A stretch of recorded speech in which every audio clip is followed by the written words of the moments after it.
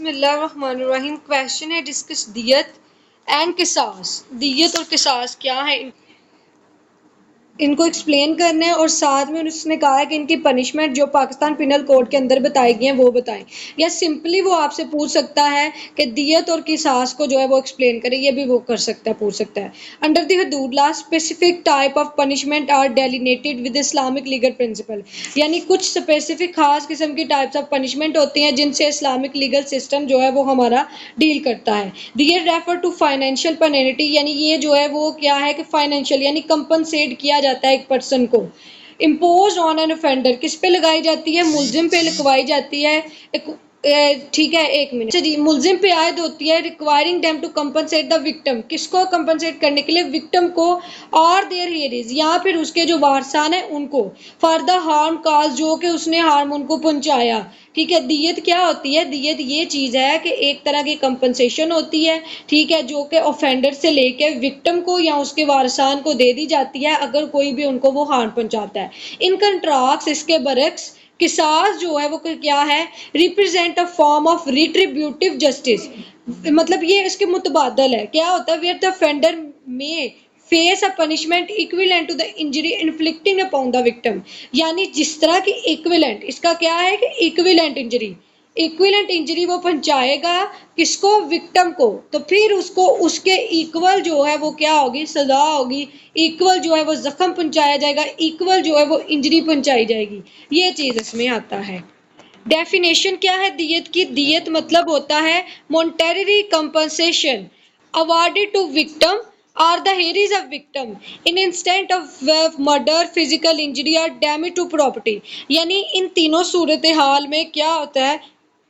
उसने किसास की डेफिनेशन बताई है, कहता है कि ये अरबिक वर्ड है जिसका मतलब है to act likely like the act of another, यानी इस तरह से एक्ट करना जैसे कोई दूसरा अपना एक्ट परफॉर्म कर रहा है। डेफिनेशन ऑफ किसास क्या है, अरबिक वर्ड से किसास से डिराइव किया गया है। किसास इज अकाउंटेबिलिटी, यानी जवाबदेह होना, फॉलोइंग अप आफ्टर परस्यूइंग और प्रोसिक्यूटिंग, यानी जो एक्ट कमिट किया, ठीक है, उसके लिए फिर जवाब दे होना। An Islamic term interpreted two means retaliation in kind, क्या काइंड में, आई फॉर आई, आंख के बदले आंख, ठीक है, तुथ फॉर तुथ, ठीक है, दांत के बदले दांत, ठीक है, बॉडी फॉर बॉडी होता है। ये चीज इस प्रिंसिपल पे ये बेस करता है कि अदले का बदला। अच्छा जी, वैल्यू ऑफ दियत है। वैल्यू ऑफ दियत क्या होती है, ये सेक्शन 323 जो है आपका, उसमें इसको डील किया गया है वैल्यू ऑफ दियत को। The court is task with determining the value of दियत taking into consideration the derivative outlined in the holy Quran and Sunnah. Derivative क्या होते हैं, प्रिंसिपल्स, यानी जब भी दियत की वैल्यू डिटरमाइन करेगी कोर्ट, कोर्ट क्या करेगी, इस्लाम के जो प्रिंसिपल्स हैं उनको मद्देनजर रखे होते हुए, एज वेल एज, यानी साथ में क्या करेगी, जो फाइनेंशियल सर्कमस्टांसेस हैं both of the offender and victim वो भी मद्देनजर रखेगी। पहली बात क्या है कि डेरिवेटिव प्रिंसिपल जो है इस्लाम के उनको मद्देनजर रखेगी। दूसरी बात यह है कि जो फाइनेंशियल कंडीशन है विक्टिम की उसको भी मदद रखेगी।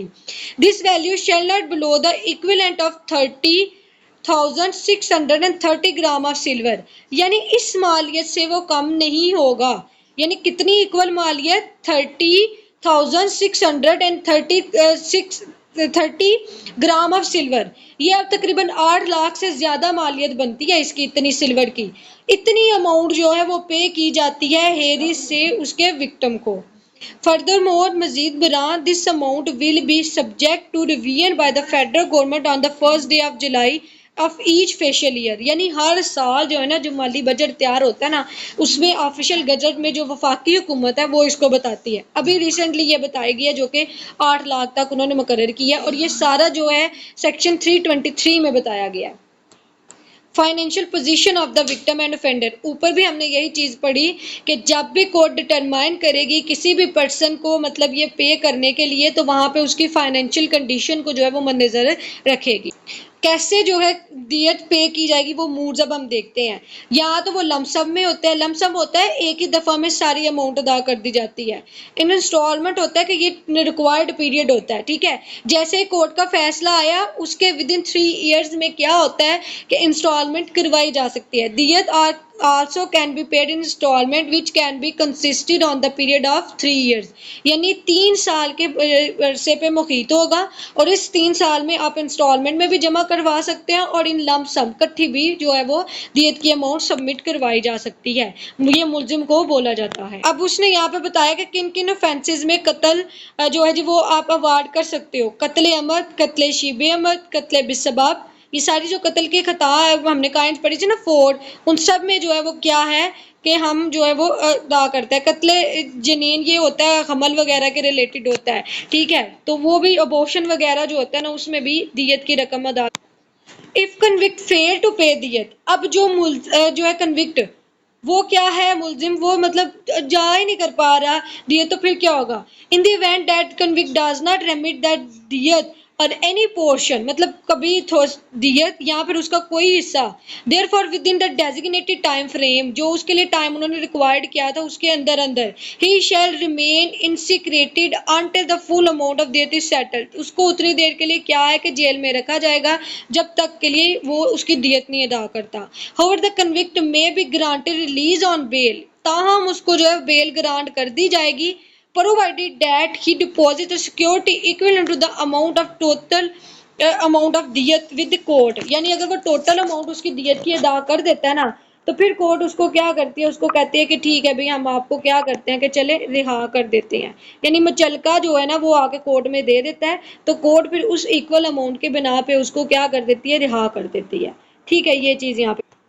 If convict dies before payment of दियत, यानी रकम अदा करने से पहले ही वो मर जाता है तो फिर क्या होगा। If convict dies before the payment of दियत, यानी अब मुलजिम जो है वो पहले ही फोत हो गया है दियत की रकम पे करने से, और रिमेनिंग का पार्ट देयरफॉर, या उसका कोई हिस्सा पे करने से, in this case the remaining amount will be paid by the Harris of the victim, तो फिर जो उसके बच्चे होंगे वो बाकी की अमाउंट जो है वो अदा करेंगे। नेक्स्ट आ गया है ऑफेंसिव फॉर विच किसास इज अवार्डेड, वो कौन से ऑफेंसेस है जिनमें किसास जो है वो अवार्ड किया जाता है। वो जी कत्ल अमद है, इतलाफ अजू है, फिर उसमें इतलाफ सलाहियत अजू आता है, फिर उनमें शजाए मदीहा, हर टू एक्सटॉर्ट कन्फेशन, इन केसेस में जो है वो किसास जो है वो एप्लीकेबल होता है। नेक्स्ट आ गया आपका कि एग्जीक्यूशन ऑफ किसास इन कत्ल अमद, के कत्ल अमद के केसेस में कैसे किसास इम्प्लीमेंट होता है, ये हमने पहले भी पढ़ा है, यहाँ पे भी हम इसको पढ़ लेते हैं। द इम्प्लीमेंटेशन ऑफ किसास may be carried out by the governing authority, यानी गवर्निंग अथॉरिटी जो है ना वो इम्प्लीमेंट करवाती है किसास पे। द एग्जीक्यूशन ऑफ किसास should occur in the presence of the victim और हेरिस, यानी किसास पर अमल दरामद होगा विक्टिम और हेरिस की मौजूदगी में उस पर्सन को सजा दी जाएगी। In the absence of heirs, अगर हेरिस जो है उसके एब्सेंट है, किसास should be conduct in the presence of designated representative of the heirs, फिर जो मतलब उन्होंने अपना रिप्रेजेंटेटिव मुकर्रर किया होगा ना, कोई वकील भी हो सकता है, कोई और पर्सन भी हो सकता है, तो फिर वो उनके बिहाफ पे क्या हो सकता है कि उस पीरियड को सुन सक मतलब चला सकता है, एग्जीक्यूट करवा सकता है। Should both the hearers and the representative fail to appear despite being notified of the date, time and location, a court officer will be responsible for executing the qisas, मतलब अब उनको एक टाइम दिया था, ठीक है, दोनों को डेट बताई थी, टाइम बताया था, लोकेशन बताई थी कि आपने इस डेट को कोर्ट में पेश होना है, और वो पेश होने से रह जाते हैं, कासर होते हैं, तो फिर भी कोर्ट ऑफिसर जो होगा वो उसको एग्जीक्यूट करवा देगा। In case where the convicted individual is a pregnant women, यानी अब एक औरत जो है वो प्रेग्नेंट है और उसने जो है ये इर्तिकाब किया और उस पर किसास जो है वो एप्लीकेबल होना है। The court shall defer the execution of the किसास for a period up to 2 years, तो कोर्ट इस पीरियड को मुलतवी कर देगी, पोस्टपोन कर देगी 2 years के लिए, ताकि जब मतलब बच्चा पैदा हो जाए, ठीक है, उसका वो बच्चे का 2 साल के पीरियड गुजर जाए, उसके बाद फिर उसको एग्जीक्यूट करवा देगी। कवर किए थे 310, 30, 11, वो सारे इसके रिलेटेड हैं। कत्ले अमद नॉट लाइबल टू किसास, कत्ले अमद कहाँ लाइबल टू किसास नहीं होगा, where the offender is minor, जहाँ पे ऑफेंडर जो मुलजिम है वो माइनर हो। Where the offender is insane, जहाँ पे वो ऑफेंडर क्या है कि वो बच्चा है। Where the offender is a father of victim, जहाँ पे मुल्जम ही जो है वो बाप है विक्टिम का, where the offender is son of victim, या जो मुल्जम है वो बच्चा है विक्टिम का। कंफर्मेशन ऑफ एग्जीक्यूशन ऑफ किसास, कैसे कंफर्मेशन होती है? सेंटेंस और punishment of death by way of किसास against the death of the other person by the offender shall not executed unless and until the court of law confirm this sentence, तब तक नहीं execute हो सकते जब तक court उसकी इजाजत ना दे। कोर्ट इजाजत देगा तो वो कंफर्मेशन होगी, तब